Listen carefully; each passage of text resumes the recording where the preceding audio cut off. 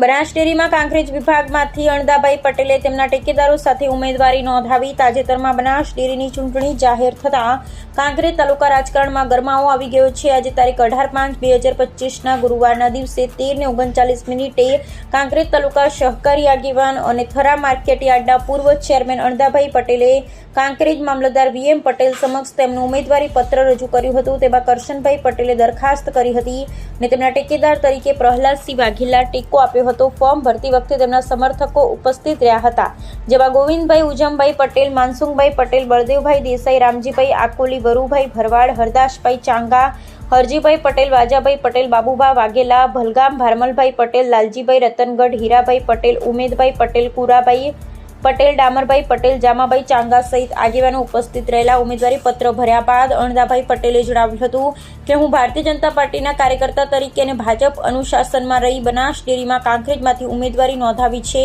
અને અમે હંમેશા પશુપાલકોના હિતમાં કામ કર્યું છે અને કરતા રહીશું તેમ જણાવ્યું હતું. અહેવાલ જયંતિભાઈ ઠક્કર, ન્યૂઝ 16 ગુજરાતી. આજે કોકરેજ તાલુકાના સિહોરી ખાતે બનાસ ડેરી ના ડિરેક્ટર તરીકેનું ફોર્મ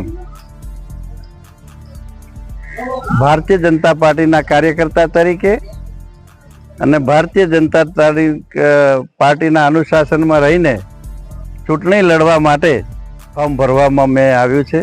મારું નામ અણદાભાઈ રામાભાઈ પટેલ. વર્ષોથી ભારતીય જનતા પાર્ટીનું કામ કરું છું અને ભારતીય જનતા પાર્ટીનું કામ કરતો રહીશ.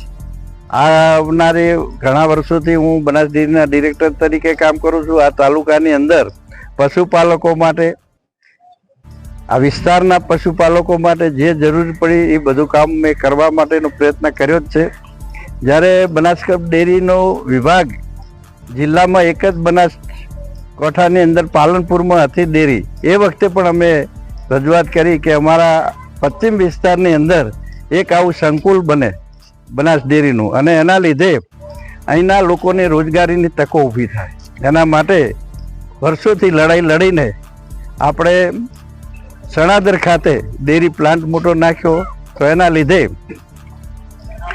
કેટલાય લોકોને રોજગારીની તકો ઊભી થઈ છે. ટ્રક માલિકો હોય એમને રોજગારીની તકો ઊભી થઈ છે.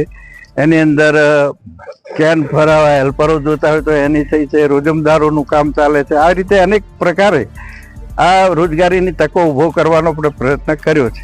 તો એ રીતે હું કામ કરતો રહીશ. ભારતીય જનતા પાર્ટીના કાર્યકર્તા તરીકે કામ કરું છું અને કરતો રહીશ.